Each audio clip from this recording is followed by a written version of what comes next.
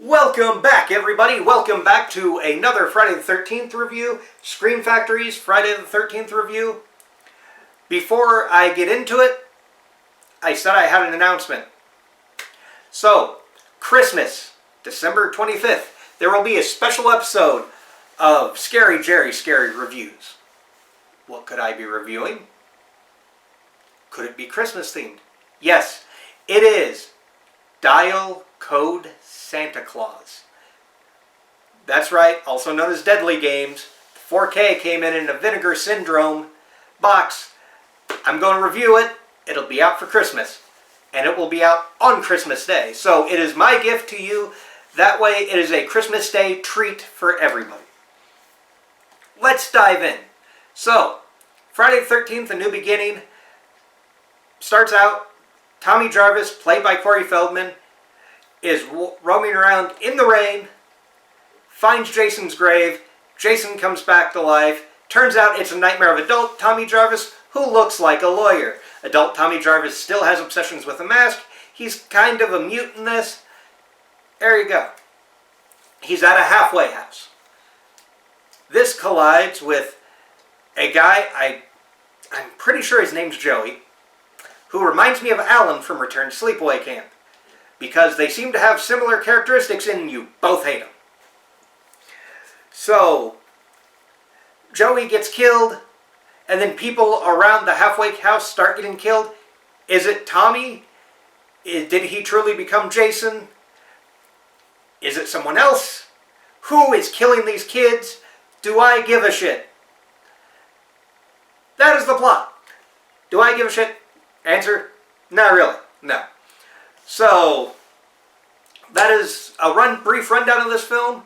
I watched this with the audio commentary, the new audio commentary, with Peter Brock of Crystal Lake Memories, Melanie Kinnaman, Deborah Sue Voorhees, and Tiffany Helm. Tiffany Helm is Violet. I can't remember Deborah Sue Voorhees' character. I think it's Tina. And I can't remember Melanie Kinnaman's character. Or I might have screwed up those. Anyway, Tiffany Helm is Violet. She's the blonde who, there, did dance. You're welcome. Things that I learned. You learned costuming. You learned who they got along with, who they've met. You hear a lot about a project Corey Feldman worked with Melanie Kinnaman on. You also hear about one of the actors who is currently a real estate agent, which is kind of fascinating to me. You also hear Melanie Kinnaman, who does not seem to like this movie much. She complains about how things don't make sense to her, and just how doesn't seem to be a fan of the movie. So, that out of the way, let's do pros and cons. So, 2 pros right off the bat. Pro 1, this is in an individual case. Pro 2, the cover art. This cover art I absolutely love. The inside, going to take the blurry out. This is what was on the DVD. If Jason hunts you, you are not alone. Well, you know what?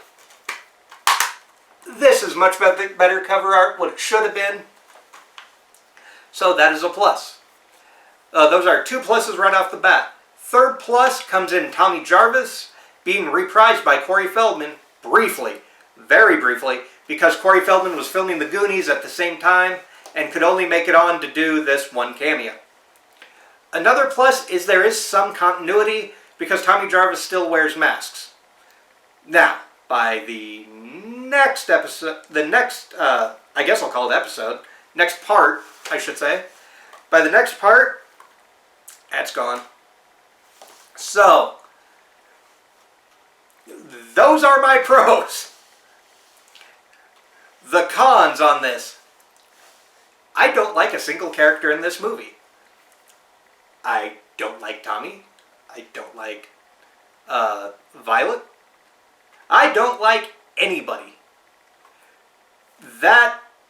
Everybody's the same amount of despicable. The kid gets killed by a guy chopping wood. The guy thinks he's annoying. So the guy who I'm thinking has roid rage takes the axe and just beats it into Joey. Because that happens at a halfway house. paramedic shows up, I'm going to spoil the movie. This is one of the big reasons I dislike this movie. Spoilers, 3, 2, 1. You've been warned. Click away. Don't want to hear it. Roy, the paramedic, Joey's dad, is the killer. Because let's Halloween 3 this, because that works so well for them. I do not like this movie. I like it better on rewatches, and I almost always pair this with Part 4 because they do kind of go into each other. Kinda. I don't like it. I say skip it. This is one everyone can skip. It does have a seedier quality to it, but that might be because of Danny Steinman's director style. It's just, some of the decisions are odd to me, and I don't like them. I don't like the characters that everybody likes from this movie. The mom and son that are basically like an equivalent to Crazy Ralph. I don't like them. I don't like Tommy. I don't like Roy. I don't like Roy pretending to be Jason. That's what I absolutely hate, is if you wanted to take this in a different direction, called A New Beginning, here's a thought. Don't make it Roy.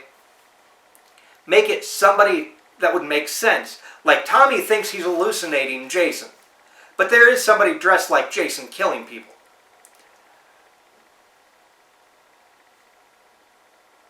But it makes no sense. And I think that's, and yes, I am picking apart a Friday the 13th series where a kid drowned underwater, came back, somehow miraculously survived, was able to wear a bag over his head, and then get a hockey mask, survive some more, and terrorize people. Yes, I realize that I'm looking for logic in something that is illogical. But I don't like it. I don't like the copycat. I just don't like it. So, do I recommend Friday the 13th Part 5? No. Do I recommend the commentary of Friday the 13th Part 5? Sort of. Because you get some behind-the-scenes information, and there is some stuff that is interesting. Peter Brock is a very good moderator when it comes to commentaries. So, yes, I like that. Other than that, not much to say. I don't understand the love for this one. I really don't. So, that's my thoughts on Friday the 13th Part 5. Next week, we have Friday the 13th Part 6. Now, I'm not saying it's a favorite of mine. I'm not saying Jason Lives is a film I absolutely adore and try to watch every chance I get. Not saying that at all. Not like my shirt says Jason Lives or anything like that. So, stay tuned next week for Friday the 13th, Part 6, Jason Lives. I've been Scary Jerry. Remember to stay spooky, stay scary, take care. See you next time.